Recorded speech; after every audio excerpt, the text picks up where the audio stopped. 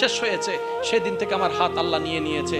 আমার দেহটা আমার রবের। সুবহানাল্লাহর আওয়াজ একটু জোরে বলতে হবে।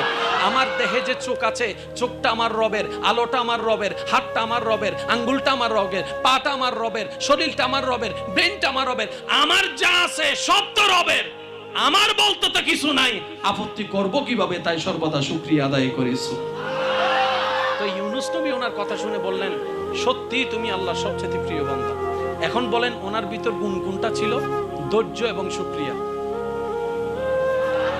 আরেকটু জোরে বলেন, ধৈর্য এবং ভাই এই দুইটা জিনিসকে নিজের জীবনে বন্ধু বানান, আল্লাহ আপনাকে এমন শানওয়ালা জায়গায় পৌঁছায় দিবেন আপনি কল্পনা করতে পারবেন না।